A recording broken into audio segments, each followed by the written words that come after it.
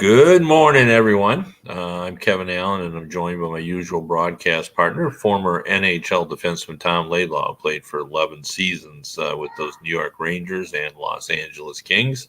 This is the Laidlaw and Allen Report. We come to you twice a week to talk all things hockey, and sometimes cooking, and sometimes, Tom, relationships. We were just talking before we went on the air about Tom's latest relationship when. We'll leave that for another day. But and I was also very seriously complimenting you on your relationship with your wife, or both yours, how you guys get along. And yes, he was indeed. Yeah, and my relationship with my wife is good. So we've been together for a very, very, very long time. That's right. How many years have you been married? We have been married 39 this year. So 39. And how long did you date before you got married? Well, it's kind of complicated. Like I've known my wife since I was 15 and she was 16. But she was actually my best friend in high school's girlfriend. I think you told me that. That's right. Yes. Yeah. So, and then we sort of dated briefly while I was in college, but I had places to go and people to see, and so I went off to Arizona and worked out there for a while. Then I came back to Michigan, and that's when we got together. So probably a year and a half before we got married again. But we had known each other a long time. We were friends before we were. That's good. Excellent. In a relationship. But anyway, I let's start out by talking about. I was struck by. The Washington Capitals coming out. What is it? Day 8 or 9 of the Ukrainian war? I think it's day 9, maybe 10 even. Mm-hmm. And the Capitals came out with a statement yesterday condemning the war. And it's good that they did it. Finally, but so they're a little late into the game here, and I'm sure they felt public pressure because of the presence of a Putin ally, Alex Ovechkin, on their team, and they have so many people have come out, and I'm actually quite impressed, really, by the number of people who have sort of banded together and said, "Hey, this is just a horrible thing." Like people think, well, it's what's it really mean that the McDonald's are pulling out of Russia? Well, to McDonald's, it's huge. Like if you've been to Russia, I've been to Russia a couple of times, and there's a lot of McDonald's over there. I mean, that's a lot of business that they're going to lose, and a lot of American companies. I know one of my wife's friends pointed out that TJ Maxx pulled out of. She said that'll teach the Russians, and she was making a joke, but for TJ Maxx, I'm sure that's a sacrifice. And Kevin, I agree with you 100%. I guess my question then is, okay, but McDonald's pulling out, how does that help the situation? Like, does that force Putin? It's not going to force Putin to stop doing what he's doing. Well, I mean, I don't think it will, but I think what you're doing there is you're sending a message. Right now it seems like that the Russian people are not getting the true message. I saw a report, where a Ukrainian woman was being interviewed, and she said her parents in Russia thinks the Ukrainians are the bad people, right? And she has not been able to convince them because there's really no, all they hear is the propaganda, and propaganda has been going on for a long time. It was especially in World War II with Germany and Hitler. I mean, they really convinced. People that it was the right thing to do to invade Poland and to do everything they did. So that's a constant thing. So if you're a Russian person and you're saying, well, where'd my McDonald's go? Right. Where's my TJ Maxx? And I mean, maybe what they'll think is well, there goes that horrible America again. Trying to do that. So, I mean, probably that's what they will think. But there are some people who will think, I wonder why America, wonder why all the UK and everything else is pulling out. Yeah. I wonder why they don't want to do business with us anymore. I mean, you've already, seeing, people who study politics more than we do, predicting there will be regime change in the Soviet Union as a result of this. That's at some point. Yeah. So. But it's a bit scary now if you're over in Europe. Well, I guess it should be scary for us too because nuclear weapons are pointed at us. But that he talks about nuclear weapons. But No. anyway, I didn't want to get deep into politics. I just wanted to say that I just found it somewhat. They bowed. It seemed to public pressure. I would guess. I mean, there's been protests obviously at the Capitals games, and Oh, I didn't know that. they've had some picketing. I mean, I don't think it's thousands or anything, but they've had picketing, and I know Ovechkin has seen some signs. And mostly it's born out of his relationship with Putin. I mean, this is a guy that he has been photographed with, and he's been part of his. It's like supporting a political candidate, I guess. So, And we touched on this before too with Fetisov, who had a great career in hockey just in general. He was the minister of sports, right? So he was very tied closely to Putin as well. Yeah, because Putin, for the lack of a better term, is a big time sportsman over there. He goes out and plays hockey, and he likes to be photographed without his shirt on, kind of like you. That's not nice. Not nice at all. Well, I don't mean I'm. You're just people who work out. They don't mind being photographed. The rest of us think no. That's true. When I did get back from being a Survivor, I was being told I looked like Putin all the time. So really, yeah, I don't see that. So what is it? Just because your haircut? I think that's it. Yeah, actually, somebody took a picture of Putin and Trump sitting together, and took Trump's head off and put my head on it, so to verify that I was not actually Putin, that I was sitting. Wow.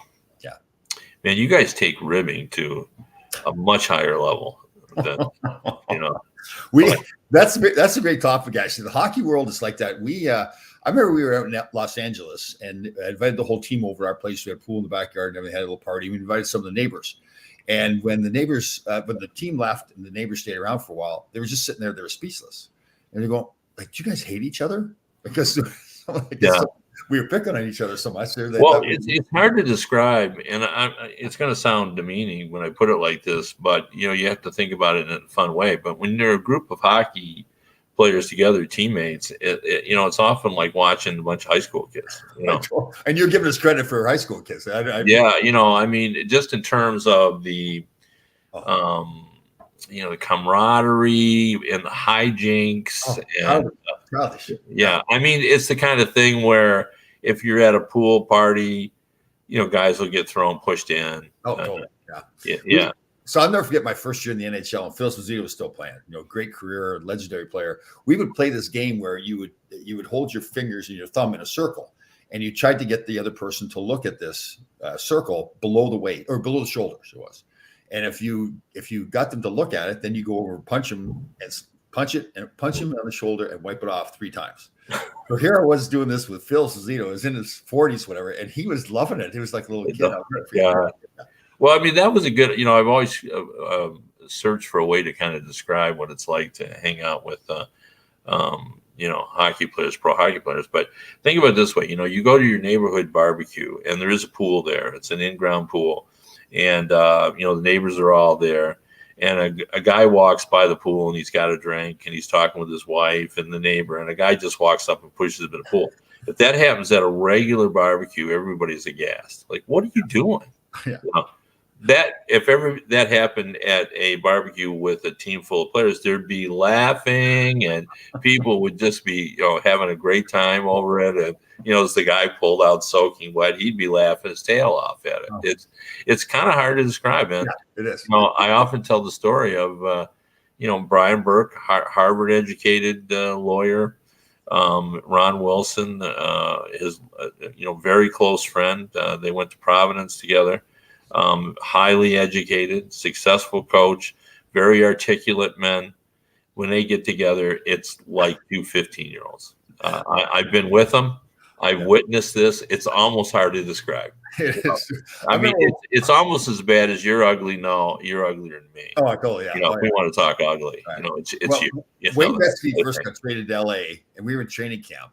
So I sewed his hockey socks at the bottom. I sewed them together so that he went to put his feet in, his feet wouldn't go through, and he just loved it too. Like it's almost like he wanted somebody, especially, to do something to him to show that, okay, let's break the ice here a little bit. Everybody's kind of nervous around Wayne and everything. It was nonstop. Larry Playfair was one of the best too. I think I've told the story. We were back in New York, pregame skate in the morning, and he had gone in and sewed my pocket. But inside where the actual, like, there's a pocket, he sewed my money into it, and he did it fantastic. He must have got the sewing machine going. So I got in the cab to take the cab back to the hotel, and couldn't get in my pocket to get my money. So of course the cab driver thinks I'm trying to rip him off, that I won't pay him, and so I have to rip my pocket open to get my money. So he was Larry was classic in that he would spend hours getting ready for practical jokes. Like he would string a lace all the way around the locker room, have it hanging down by his stall, and then he'd tie it to a paper cup full of water above somebody else's stall. So that when he sat down, he'd pull the string, and it was like a 2 seconds joke, and he'd spend 2 hours setting up. So. Oh yeah, well, I mean, Bernie Nichols. I just finished a book with him, as you know. He was also a practical joker of the third kind. And, his hijinks were really sophisticated, often in terms of, setting them up. Jeremy Roenick is another big prankster who was involved in some pretty crazy things. Bernie told the story, and, not often do guys really respond, and get mad about it. But on one of Bernie's pranks, he had brought in a bunch of, he being Tiger Williams. Tiger Williams had brought a bunch of books in to be signed, that he was going to sign because he was going to give them away at an event that he was going to. Right. And so he brought them, he parked the books by his cubicle, and then Bernie went and picked up the box and then started distributing them to everybody and anybody. So Tiger comes in and his books are all gone that he was going to use for this event. And he gets so mad that he pulls out his crossbow, which he had brought in, and Bernie is down at the other end of the dressing room, and it's hard to describe, but the King's dressing room at the practice facility was kind of long. Yep. And Tiger took out the crossbow, or not, it wasn't a crossbow. It was a hunting bow, and took that out and fired an arrow. Everybody hit the deck. But Tour was a defenseman. It was the Altour. Altour was the defenseman, and apparently he didn't duck fast enough, and the arrow just went whizzing by him and hit a vent that just passed him, and like everybody's eyes just kind of widened. Oh God. And, I remember Mike Rogers. I was great friends with Mike and played here in New York. And he would use the old coho sticks, and at the top of the right below at the bottom of the shaft, right below the blade, they would have that red tape. Remember they wrapped red tape around? Oh yeah. So I would go and I would get the saw before practice, and I would saw it about 2/3 of the way through, so you couldn't really see it because I went right in by the red tape there. And then he'd go out the ice to shoot the puck, and the stick would break. So one day he was in a terrible mood, so I thought it would be a great idea. He only had 3 sticks left. That's all he had left. So I went and sawed all 3 of the sticks.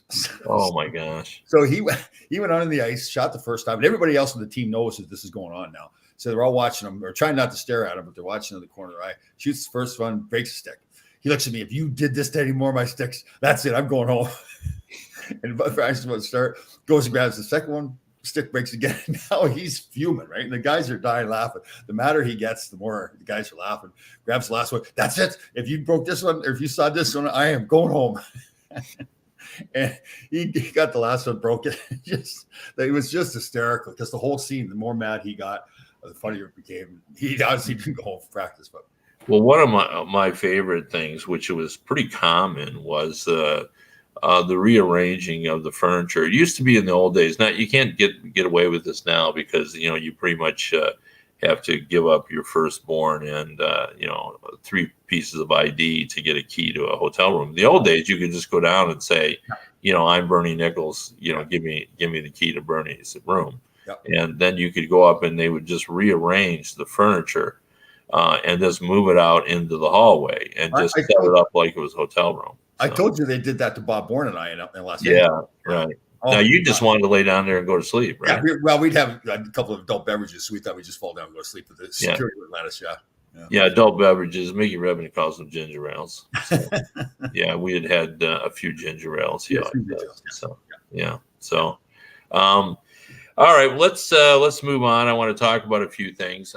One of the things that's really interesting is trying to legalize cap circumvention. We'll call it, which within the rules, totally legal. What not just the Tampa Bay Lightning, but other teams have done, where you bring in a contract of a guy who's not going to play anymore, but you can put him on the long-term IR. And then what happens is it expands your cap, right, so that you can take advantage of. And Mike Russo wrote an article where he suggested the Minnesota Wild should buy Shea Weber's contract, so to help ease the pain of the dead money that they're going to have for buying out Zach Parise. And it's going to get worse next year. Like this year, it's okay. Right.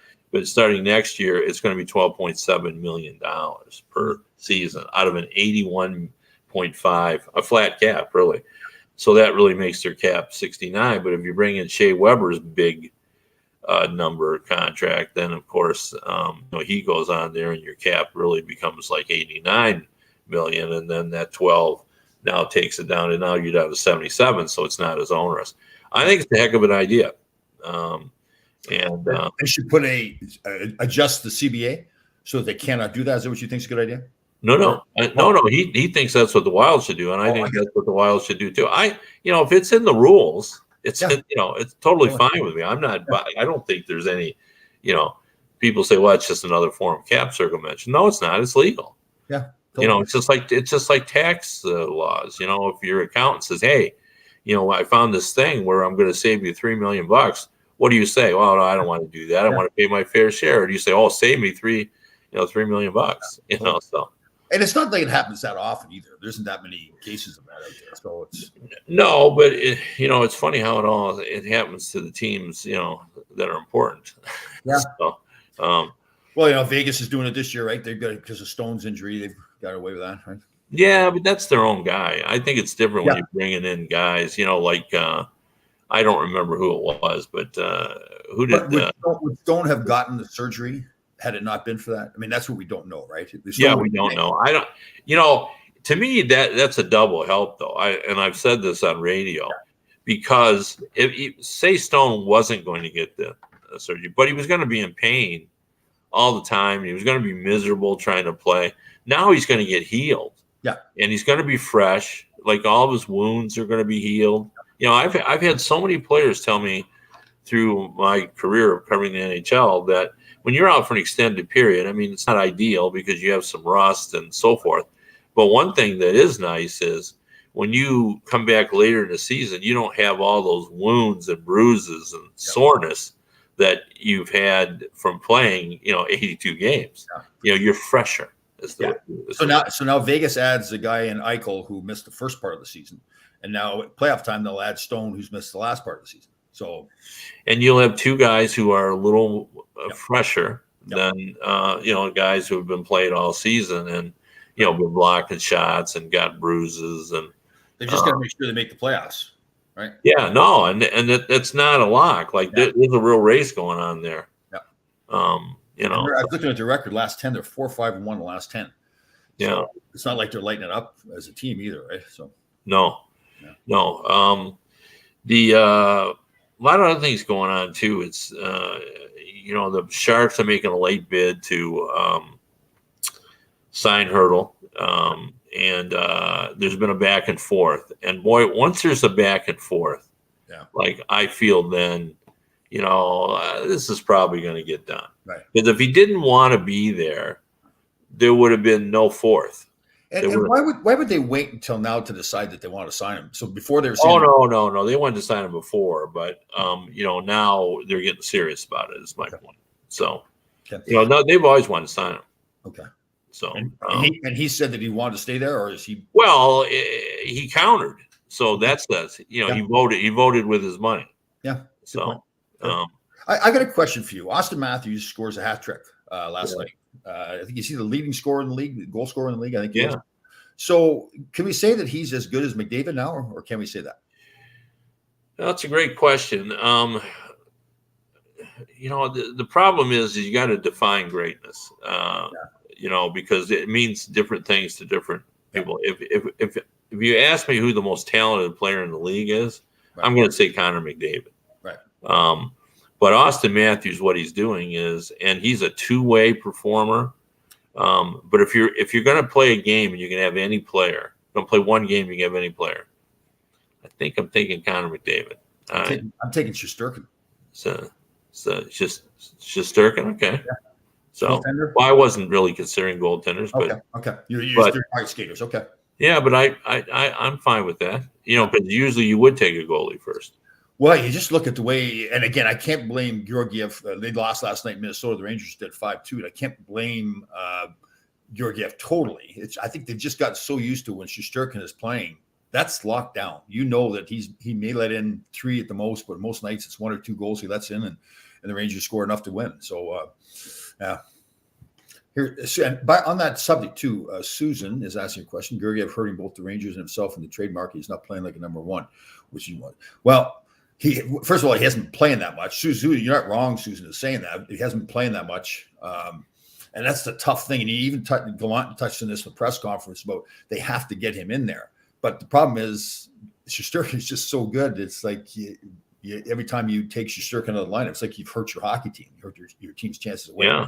Probably more than any other team as far as their goaltending I can think of, a difference between the number one and the number two guy. I mean, and the psychology of that is, you would never, he's your best player and you're not going to play him. Well, I know, yeah. If you're sitting in the locker room with the Rangers and you come in, the coaches now, you're right, the best player is now not playing tonight. We're going with our backup goaltender. Yeah. What message is that sending to the team? I guess. Well, I don't know. Are you hating on Georgiev? Well, no. I think you're loving on Shesterkin is what you're doing. No, you are. But I'm just saying, at that moment, you're wishing he's not there. Yeah, I guess. The problem is Georgiev probably knows that they're wishing. Oh, yes. Yeah. So.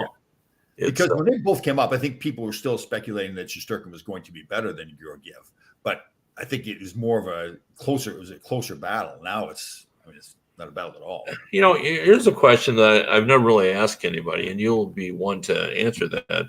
This is, now social media plays such a prominent role in terms of we now have a much better handle on what people are feeling about their teams. And I don't know whether the people who run social media are representative, but they're representative of those who care passionately. I guess that's the best thing. But I wonder, when you were playing, do you think you had, other than the people who were actually at the game, did you feel like you had your finger on the pulse of what people were thinking? Not at all. So I don't, I've just told the story the other day. At one point, USA Today, we had 2 million circulation. And I just assumed that 1 million people were reading my stories because we had 2 million circulation. Well, when we got on the internet and you could actually monitor that, we were all surprised to learn that only a fraction of those people. And I think, in your heyday, you didn't really know, you didn't know that 73% of the Ranger fans were mad at you. So not you personally, but yeah. But you bring up a good point though. When you're at the game, and I think more so, maybe I'm exaggerating this, but it's New York, right? So New Yorkers are famous for that. If they go into a restaurant and they don't like the meal, they will say something. They're not afraid to say something. Maybe if you're in the Midwest, someplace, people are less likely to complain about it. That doesn't mean they don't like the restaurant. That may come back again. Maybe that one meal wasn't what they liked. They come to the restaurant all the time, but it just wasn't what they want. It's the same thing with Ranger fans, well, sports fans in general. But you go to Madison Square Garden, the Ranger fans are incredibly loyal. And I'm sure fans in Toronto, Montreal, all over the place are going to say the same thing. But the Ranger fans, now I see it even more so because I'm out in the community more, and you see how loyal the Ranger fans are. But if you're not playing well, if something bad happens during that game, you are going to hear about it. And at first, when you're a young player, it's like you don't want to do anything because you don't want to get the wrath of the Ranger fans. Now, in 1 second they could be booing you or yelling something at you, like Laidlaw, wake up. And 2 seconds later, they could be jumping out of the seats cheering for you. And it's not because they didn't like you before. It's that they love you and they love the team and they want the team to be successful, and they're doing their part. They feel they're doing their part. So once you get to understand that as a player, it's easier to play at Madison Square Garden because you just realize, listen, the fans just, they love the team. And again, that's a lot of cities, but the Ranger fans really speak their mind. So that in that case, what those 18,000 people are feeling, but you don't know other people. Yeah. Well, I think that's always been true. You can read the people in the arena. last night the Red Wing fans booed the Red Wings after they lost 9-2 to Arizona. I saw that. Yeah. Yeah. Was it a 9-2 game too? It was a 9-2 game. It wasn't as close as the score indicates. Oh, really? Wow. But yeah, it was bad. Wow. They were non-responsive is the way I would describe the Red Wings last night. Dylan Larkin and Lucas Raymond, two of their hardest working superstar forwards, were -5 each. Ooh. Now, plus minus is almost an absurd statistic, but it can be telling based on, in comparison to the other players on the team. Like if everybody's, -8 or better and you're -11, doesn't mean anything, just means the team's bad. Yeah. But, if everyone else is -5, like Nick Leddy is -32 on the Red Wings, and no one is within 10 or 12 of him. Like, there's only one other defenseman. I like him too. I like him as a player. Wow. Yeah, no, I know. He's just had a subpar year. Wow. Let's go back to just real briefly on the sending back your mail. Because I've been with and in every occasion it's involved writers, so large groups out for dinner, and I find it curious. I've witnessed people sending their meals back, and to me, there's two ways of doing it, and one I'm completely tolerant of, and the other one I just can't stand, and I hate it when people do it. And I'm not going to name the people involved, but the one where I think is the appropriate way to do it is they call the waiter over and everybody's talking, and you whisper to the waiter, this is just not cooked enough for me. Could you just have the chef just cook a little bit longer? I really don't like rare. Right. And just send it back, and the waiter's very apologetic. Oh, I'm so sorry, sir. Don't worry, take care of it. So off it's going on thing. Then there's the grandstanding one where the guy starts coming in and just lays into the guy, with the waiter, and goes at it. This is horrible. Like, what are you thinking? I'm here. I'm paying big money to get this out of here and give me a new one. That, like, I can't stand that. The waiter had nothing to do with it. Right. And obviously somebody has made an honest mistake. They just didn't cook enough. Right. Correct. Right. So why? That's an honest mistake. But people, and now, and I think through social media, because now you have a way to vent your frustration with businesses. Yeah. I'm always stunned by over the top. Like, you didn't make a mistake. You're a moron. Oh, I know. Totally. So this moron at the gas station where I took my car, he really didn't know, what he was doing. Just what an idiot. I know. That kind of stuff. Just hate that, because none of us have ever made a mistake in our lives. Exactly. Yeah. So yeah, I agree with you 100%. I think it's just, maybe it's my imagination. I think we touched on this before. I just find people being less just nice to people in general, or accepting of people, that they're like, whatever it is, like driving on the road, everybody's more rude. And again, that may just be my imagination, but it just seems like to me that everybody's more rude to each other and less patient with each other. I'll tell you where it really pays off to just be considerate to people. Because my daughter has a serious illness, still does. She has spent a lot of time in hospitals. My family has spent a lot of time with doctors and in hospitals with Kelsey. And I've noted how people get upset with their medical treatment and how they treat nurses and doctors and such. And I'm always aghast at that, because by nature, my family is pretty considerate, but I think we're extra considerate in the hospital because these people are trying to save your lives. Yep. They're trying to take care of you. Sure. And we got to know Kelsey's hematologist pretty well. And I ended up, and we were laughing about, she just said, "Oh, your family's so nice." And I said, "Well, I think it pays to be nice in a hospital."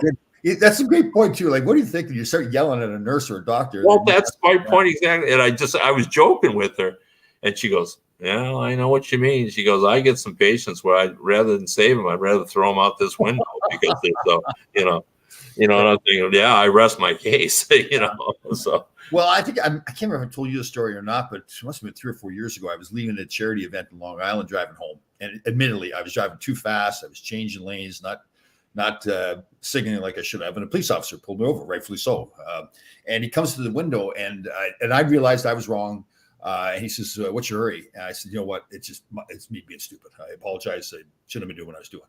And it was like a relief to him that I was being just civil to him. He must have had this horrible day where everybody's on him all. And because of that, he gave me a break. He didn't give me a speeding ticket. He just gave me a ticket for not changing the lanes properly. And I almost wanted to say to the guy, like, I apologized to him because you could tell he was just beaten up. It was late at night. He must have had a terrible day. And the fact that I wasn't like it was that nice. I was just apologetic. I admitted that I was at fault. So I agree with you. It's too bad we treat people that way, but yeah. Anyway, well, let's get back to the hockey world. There's other things I wanted to. Yeah, I want to ask you your opinion. I'm clearly starting trouble here a little bit, but I looked at Buffalo's record over the last 10 games. They're 2-8. Yeah. Has Granato forgot how to coach, or then listening to him, or? Well, I mean, their team really isn't good enough yet. Let's give Adams a little bit of time. I mean, they jettisoned Sam Reinhart. They lost Jack Eichel. I mean, that's pretty much was their offensive firepower last season. So, there's a start over, a rebuild here going on. So, they got going, like Granato has gotten Skinner going, in my opinion. He's more of a contributor than he was. Is he worth the money? Probably not. But they've got him going again. And people are telling me I really haven't seen many of their games, to be honest. But the young defenseman Dahlen has been better, and so I think they're pointed in the right direction. All right. Now the second one I'm going to stir the pot on a little bit is Vegas 4-5-1 in the last 10. Now, how many Eichel played? Has he played 6, 7 games, something like that? Yeah, I think that's about right. So I don't know, what's he have, 7 points? Does he have 7 points? I guess I don't really know. I was trying to push the envelope there and just stir the. Yeah, I mean, it's fair to do that. I mean, but don't we got to give him a little bit of grace time coming back from a major injury, or generally, when people come back, like, they're still not the same player. Right. Especially, I noticed it with serious knee injuries. Right. A guy comes back from an ACL. He comes back. He's been gone a long time, but it takes him almost a full calendar year to come back from that. I mean, they're playing, but are they really back? I guess that's a good point. All right, I hate to do that. I hate to give somebody a break, but. Okay, my third one now then is that Hackstall in Seattle, the coach there. He should go back to coaching in the back of the cab, where he sounds like he knows what he's doing. What are they? Yeah, but do you think that roster's good? I don't. I cast. I mean, I don't know that Hackstall's done a good job. You may be totally right on this, but I think and I like Ron Francis. I like him a lot, and I think he knows what he's doing, but I just didn't think he had a good draft. I mean, there were some head scratchers on some of the people he took. And I hear you. I want to like Ron Francis too, but really, what has he proven that he has done so well? I know he gets a lot of credit. You should get a lot of credit for the team in Carolina now. He put a lot of that team together. But other than that, has he really got a track record of showing that he knows what to do? No, I mean, not really. I mean, I just found him to be quite a nice person, So, and he was a great player. He's got good hair too. He's got good hair. Yeah, well, that's important. So, yeah. So I don't know. I just sort of have been disappointed. Like they are not. Yeah. Francis was not McPhee. Was not George McPhee. And they were, and you've bet this up too. They were in different spots, right? George was the first guy through the door, so George took advantage of a lot of people. Yeah, I mean, actually, instead of following Vegas success, they paid a price for Vegas success because general managers looked around and said, "Never again, never again are we going to give up multiple players when we can just lose one." I think you saw a lot more of that.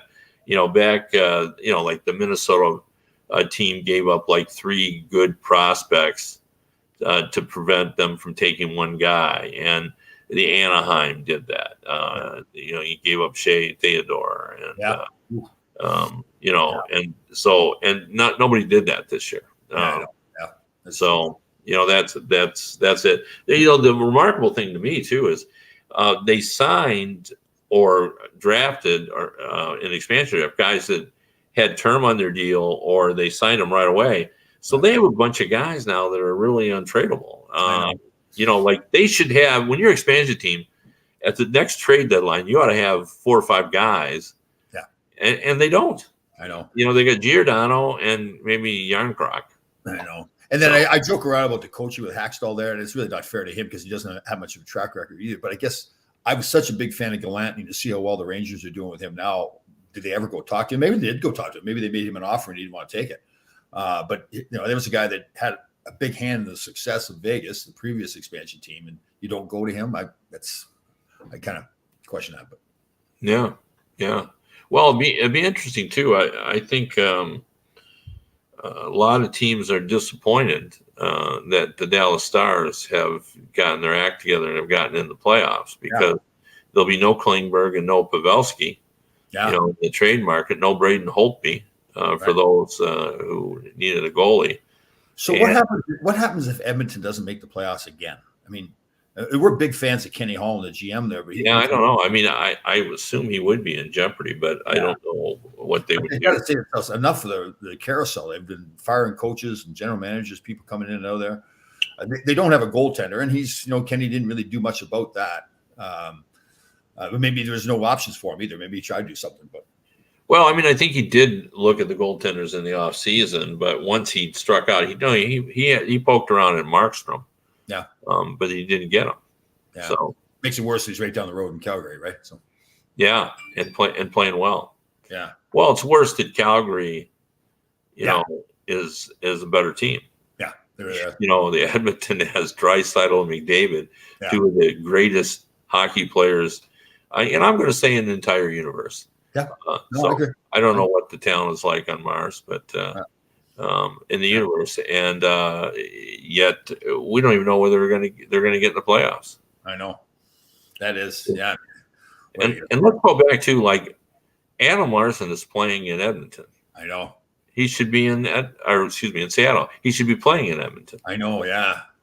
Yeah, you wonder what happened there, right? It almost sounded like he just did not want to be in Edmonton, because he didn't sign for a whole. From what I understand, he didn't sign for a whole lot more than what they were offering him in Edmonton, or maybe it's the exact same contract. So he made the decision to leave, regardless of money. So I wonder if he just didn't like plugging his car in the winter. Well, I hate to say it, but Seattle's a beautiful city. With all the teams in the NHL, the Florida teams, Dallas, the California teams, I mean, drawing and getting free agents to come to Edmonton and stay in Edmonton. Yeah, I mean, particularly if you figure if a guy who's been playing his career, he marries a girl from Florida, and now they got a family and everything. He says, "Okay, honey, we're moving to Edmonton." So, I mean, that's a big difference, right? Yeah, yeah, I suppose it is. Yeah. No, it's too bad, because what a grand hockey tradition Edmonton has with, totally. The Great One, and all that's going on there.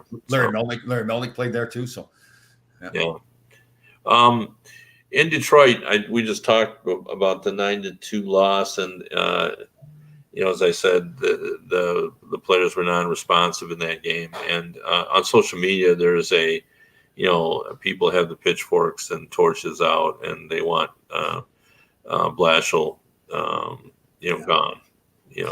They would put him in the little cart. And is that because of last night, or is it built? Oh no, it's been all season. It's a trend. They just don't want Blashill out. But it's like Steve Yzerman, the general manager there, really likes him and believes in him, obviously. I think he thinks that it's not really Blashill's fault that the team hasn't gone well. But in this situation, now they're 2-6, or excuse me, yes, 2-6 in their last 8. But here's the kicker: they've given up 45 goals. In those 8 games. That's 5.65 goals per game. And that wasn't the problem before, right? They were doing pretty well defensively, weren't they, before? Well, not really. Oh, really? This has been a theme all year. They had started to score goals, and now they're not even doing that. And my question to you is, that is a kind of a formula that will get you fired. When you lose an embarrassing game, like they've had 2 games in the last short while where they've given up 10 goals to Toronto and now 9 to Arizona. Right. That normally might get you fired, especially. You keep hearing the old statement all the time, he's lost the room, right? And that's what even a good coach gets fired sometimes when he's lost the room. So that means then the players are just not listening to you anymore. And when you have one game like that, that's fine. But when you've had multiple games like that over the last short period of time, it does kind of tell you the players aren't ready to play. And the coach's job is to get in that locker room, make sure they are ready to play. And it's the leaders in the room too. But they've got, Stahl's there, he's a veteran player, but a lot of younger guys. So when you hear it, when it looks like that, when it looks like the coach isn't getting through the players anymore, that's a bad sign, right? And yes, the general manager in Steve's case could come down. Everybody respects him a lot. He come down to the locker room and lecture the players. Say, listen, you guys need to get yourself ready to play. But you can't. I mean, it's just that's a tough thing. Once that's happened, players aren't listening to the coach. That's a bad sign. Well, here's the question that I have for you. There's 17 points behind Washington. They're not in a playoff race. Right. Yep. This is a rebuilding team. Steve's probably still thinking long term. Yep. He's already probably thinking about next season. Yep. Do you just go in now and pull the plug and just put in an interim guy and then worry about it in the summer, or do you just wait in the summer? His plan was, I'm sure, is he was going to, rate Blashill's performance after the end of the season. He only got a 1-year extension, so. Right. I mean, that was the plan. Is there any reason to deviate from that plan, or do you just pull the plug now when there's no playoffs to get them fired up for? And well, the one thing I couldn't figure out what they were doing in Edmonton prior to this was they didn't build a winning culture. They had the star players, didn't put veterans guys around, character people around them to keep them, at least competitive. Even if they were to lose the game, but they lost 3-2 and they fought hard, or blocking shots and doing all this great stuff, you can accept that. But when you're losing 9-2. I think Steve Yzerman is enough of a hockey man that's been around a long time and been on good teams as a player, as a general manager. And see, you can't, with young players like that, if you put them in a losing culture and losing 9-2, and again, that's not every night, but like you said, with 45 goals over the last 8 games or whatever it was. It's the last 8 games. I mean, they're essentially were a 500 team, but they have had defensive problems all season. Right. So now you keep bringing these young kids into that environment. You're teaching them how to lose. You're not teaching them how to win and compete. So that's why. So the 8 games is enough for you, even though they were 500 beforehand. I get. Listen, what I'm seeing, if they're not being prepared to play, they're not listening to the coach anymore. Yeah. Then yes, I would make a change. Right. Even right now, you wouldn't just wait till the end of the season. No, I guess my fear is that now you're building that losing culture instead of a winning culture. You're accepting, as the general manager, as the leader of the group, you're accepting that we're going to let in 45 goals over the last 8 games. That's just, to me, that's not acceptable. Yeah. You have to do something about it. Yeah. I mean, it's 10% of your season. I get that. So, yeah, it's interesting. Yeah. Well, I mean, that's what the fans want. But, I will say my guess is Steve Yzerman's going to do what he's going to do. He's not a guy that reacts to fan balloting. Yeah, I agree totally. I can tell you for a fact, know some people in Tampa's organization way back when he was there in Tampa, and they weren't the Tampa they are now. And we're kind of like up and down a little bit. A lot of people in our organization were saying that he should fire Cooper. They didn't think he was that good a coach. And he was adamant, almost by himself, standing up and saying, no, he is a quality coach. He's not going anywhere. And look at what they've done now, right? They've kept him there. So they jokingly called it the Yzer plan. Oh, sorry, that's good. Yeah, but I personally believe whatever Yzerman's plan was, like 8 games ago, like I don't think he'll deviate from that. I think you're probably correct. He's going to. Steve Yzerman and he's got the cachet of being Steve Yzerman that played for the Detroit Red Wings, one of the best players ever.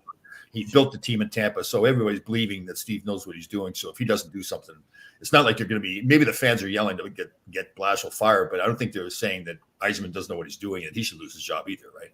So. No, they don't. But some of this is the first time we're starting to hear people saying, fire up Steve, that kind of thing. Yeah. So they just blame him, and it's been a long time since the team has had a winning record now. And, Eisenman, Blashill is now the second in coaching seniority. It's hard to believe, but Oh, is that right? Wow. yeah, he's second or third. Yeah. Big day yesterday. Bought a new pair of hiking boots and got like 30% off a pair of Merrell hiking boots. That's big savings, 30%. Very proud of myself. How much are hiking boots? These ones were about $90. Yeah. There are some more expensive ones. So I was really happy. Are you planning on hiking? I'm big in hiking. Yes. Yeah. Huh. One of my friends is in the process of hiking the Appalachian Trail. Oh, is that right? Wow. Yeah, he obviously he does it segments at a time. He does 8 or 10 or 10, 12 miles at a time, but he's real at a pretty high percentage of completing it. And there are a lot of people that do that. You just go to the spot and you do your 14 miles and then you go home and work and then you come back the next weekend. Like he's really dedicated to it. So I didn't even know that. I thought you just walked. Where do you hike? Well, there's some hiking trails up about an hour and a half from here. Mohonk and Manasquin are two trails up in Poughkeepsie, New York, New Paltz, Poughkeepsie area. Yeah. Beautiful areas too. Like this, the Mohonk's a really nice spot. It's got a kind of like a log cabin hotel on a lake as part. So you could stay there if you wanted to, and then go and hike the trails. But beautiful trails too. They really keep nice and clean and everything. So fun. Yeah, he's got just great stories of, especially if you're into animals. Like he is photographed with his phone, just incredible animals that he's run into. All kinds of things. There's some great views. Yeah, I've got the iPhone 11 with that really nice camera on it. Everybody thinks I'm some kind of photographer or something. I really just point to the camera at it and take pictures of great views. The only negative I see of what he's doing is that it takes him so long to drive to the areas that he's got to go, and then he's got to hike. So what does he do? Hike and then come back again the trail, or how would he get back to his car? Apparently seasoned hikers, there's people who drive you back and all that kind of stuff. So that it always kind of works out. So. Burn some calories hiking too. You get a nice 7, 8, 9, 10 mile day and burn some and that's pretty much what I think he does, like 8 to 12, so somewhere in that range. So that's a good day. Oh man, nice day outside and everything like that. Oh. Well, the Appalachian Trail is a lot of uphill, which is real good cardio for you too. So good. Yes. I'm going to do some more walking. We got a big our charity game. The Rangers are playing the Islanders April 23rd at Eisenhower. I think it's Eisenhower Park where the Islanders practice. Well, so I have to get myself a tip-top shape for that one. All right. Well, our time has gotten away from us. We appreciate you tuning in. We'll be back next week. We're moving closer to that trade deadline. We'll have a guest next week to talk about the trade deadline for sure. Right. And if you want to read me, DetroitHockeyNow.com or HockeyBuzz.com. And if you want to listen to the radio version of this show, you can go to radio.co at 365 Sports. Again, that's radio.co at 365 Sports. We'll see everybody next week. Have a great weekend.